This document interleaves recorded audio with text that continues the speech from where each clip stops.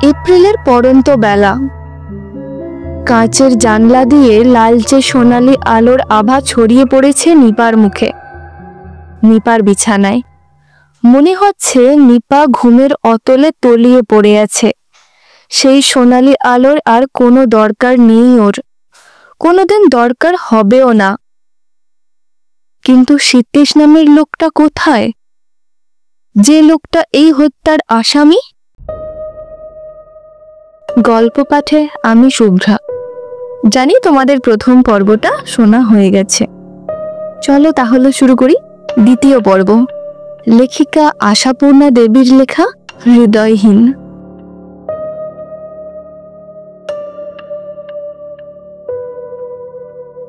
হত্যাই তো। আত্মহত্যার পিছনে ইতিহাসটা কি? হত্যাই তো। দীপঙ্কর আর একবার নিপা বৌদির মুখের দিকে তাকিয়ে দেখল। না, ওই মুখ আর কোনোদিন বলে উঠবে না।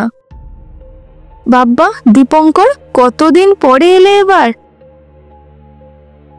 দীপঙ্কর হঠাৎ বেখাপ্পা গলায় বলে, এই স্তব্ধ ঘরের পক্ষে একদম বেমানান চড়া গলায় বলে, সীতেশদা কোথায়?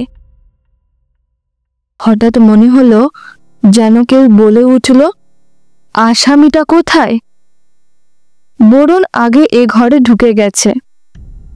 বরুণ তাই আঙুল বাড়িয়ে দেখিয়ে দিল। কি অদ্ভুত জায়গায় বসে রয়েছে সীতেশ, সোফার পিছনে জানালার নিচে, দেয়ালে পিঠ ঠেকিয়ে। সীতেশের গায়ে একটা হাত কাটা গেঞ্জি আর পরনে একটা দামি প্যান্ট। তার মানে সীতেশ বাড়ি ফিরে আর কিছু করেনি, গায়ের জামাটা খুলে ছুঁড়ে ফেলা ছাড়া। জামাটা সোফার হাতায় ঝুলছে। দীপঙ্করের ওই ভাঙা গলায় চেঁচানো প্রশ্নটা যেন ঘরের স্তব্ধতাকে দু হাতে ধরে ঝাঁকুনি দিল। সেই সীতেশদার মুখে চাপা দেওয়া হাত দুটো খুলে ঝুলে পড়ল। সীতেশদার সমস্ত পরিস্থিতিটাকে তছনছ করে ফেলে হাউ মাউ করে কেঁদে বলে উঠল, বিশ্বাস কর ভাই, আমার কোনো দোষ নেই। আমি কি করব যদি হঠাৎ লাইন মেরামতের কাজ হয় আর ট্রেন 8 ঘন্টা? আমি কি করতে পারি? সবাই তো বসে থাকলো, কেউ তো বলল না চলুন আমরা নেমে গিয়ে কিছু ব্যবস্থা করে দেখি। দীপঙ্কর, আমি উড়িষ্যার একটা গ্রামের ধারে সাইডিংয়ে পড়ে থেকে মাথার চুল ছিঁড়তে লাগলাম আর মনে মনে চেঁচাতে লাগলাম, নিপা, নিপা দেখো আমার অবস্থা দেখো।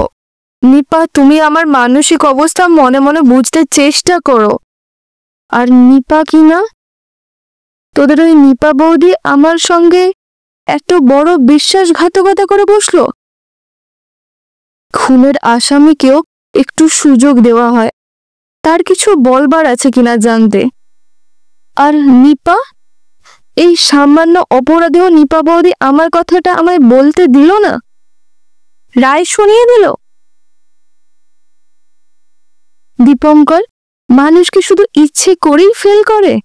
কথা দিয়ে সে কথা না রাখতে পারার জন্য, কথা দিয়ে সে কথা না রাখতে পারার অন্য কোনো কারণ থাকতে পারে না? আমার কোনো অ্যাক্সিডেন্ট হতে পারতো না? হঠাৎ কোনো বেশি অসুখ? ট্রেন ডাকাতের হাতে ছুরি খেতে পারতাম না আমি? এসব ভাবনা ওর মাথায় এলো না বরুণ। ও শুধু ঘন্টা গুনল, মিনিট গুনল, হিসেব করলো 19 তারিখটা পার হয়ে গেল। ব্যাস, পাষণ্ড লোকটাকে উচিত শাস্তি দিয়ে যাই। ওহ বরুণ, আমার কেন ওইগুলোর কোনো একটাও হলো না? তাহলে তো বুঝতো। কে বুঝতো সীতেশদা? বরুণ বোধহয় একটু হাসল, বলল, ওই অসার পাথরখানা। তাকিয়ে দেখলো অথবা দেখালো পাথরের পুতুলের মতো শুয়ে আছে নিপা বৌদি। সীতেশদা দাঁড়িয়ে উঠল, লাল টকটকে দুটো চোখ তুলে বলল, ঠিক।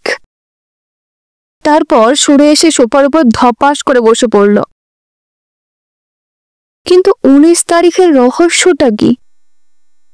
কি হয় 19 তারিখটা পার হয়ে গেলে? দীপঙ্কর জানে না, বরুণ জানে 19 তারিখে কি, কারণ বরুণ অনেক আগেই এসেছিল। তখনও সীতেশের চোখ দুটো অত লাল হয়ে ওঠেনি। তখন শুধু 10 ঘন্টা ট্রেন লেট করে এসে অস্নাত অভুক্ত লোকটা আকাশ থেকে আছড়ে মাটিতে পড়ে গিয়েছিল।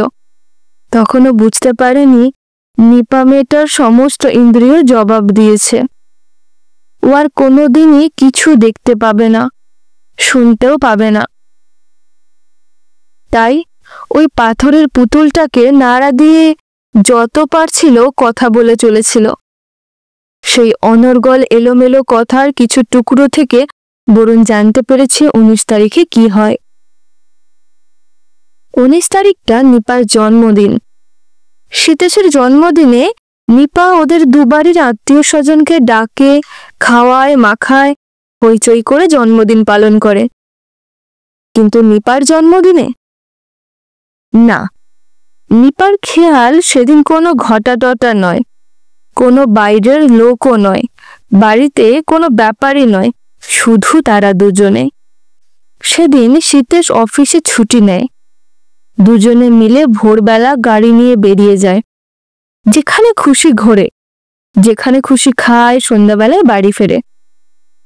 তারপর নিপা স্নান সেরে চুল বেঁধে নতুন শাড়ি পরে সুন্দর করে সাজে। নিপা গান গায়। তারপর এই 3 তলাতেই দুজনে টেবিলে খায়, পরে মুখোমুখি বসে। আর তারপর নিপা সুন্দর শাড়ি পরেই ঘুমায়। এবারে হঠাৎ দিন 3 আগে সীতেশের হেড অফিস থেকে অর্ডার এলো, দুদিনের জন্য ওড়িশা যেতে হবে। নিপা বলে, 19 তারিখের ভোরবেলার প্রোগ্রামের কি হবে? হবে 18 তারিখের আগেই রাতে ফিরছি। ঠিক? ঠিক। আর যদি না ফেরো, তাহলে আমার নামে কুকুর পুষো। ইস, যত সব সেকেলে কথা। সেকেলে হলে কি হবে? প্রতিশোধ নেবার এমন উৎকৃষ্ট উপায় আর পাবে? কিন্তু 18 তারিখে সীতেশ এলো না, এলো তার ট্রাঙ্ক কল। নিপা, আমার নামে একটা কুকুর বসা হবে, এটাই দেখছি আমার বিধিলিপি। একদম নিরুপায়। কাল সকালটা না থাকতে পারলে একটা মস্ত অর্ডার ফসকে যাবে, কোম্পানির দারুণ লোকসানও হবে। কি করি বলো? বিবেক বলে একটা জিনিস আছে তো। এদিক থেকে উত্তর গিয়েছিল, তা বটে, তবে সেটা বোধহয় শুধু কোম্পানির জন্যই মজুদ থাকে। তোমার আর আমার কোম্পানির ওপর সতীনের হিংসা গেল না। কাল সকালের কাজ মিটিয়ে বেরিয়ে পড়ব, রাত্রির দিকেই ফিরব। তুমি তোমার সেই আকাশের মতো নতুন শাড়িটা পরে সুন্দর করে সেজে থেকো। রাত্রিটা কত রাত্রিরে হবে? ট্রেন পৌঁছাবার কথা তো 9:10-এ, তবে লেট করলে একটু এদিক ওদিক হতে পারে, ক্ষমা ঘেন্না করে মেনে নিও। রাত 12টা বেজে যাবার পর কিন্তু আর 19 তারিখটা আকাশে শাড়ি পরে বসে থাকবে না। ট্রাঙ্ক কলের সময় ফুরিয়ে গিয়েছিল, কেটে গিয়েছিল, সীতেশের আর উত্তর দেওয়া হয়নি। কিন্তু তারপর ওই বন্যার জলে রেলের লাইন বিপজ্জনক হয়ে গিয়েছিল, তাই মেরামতের জন্যে। হঠাৎ চেঁচিয়ে উঠল সীতেশ।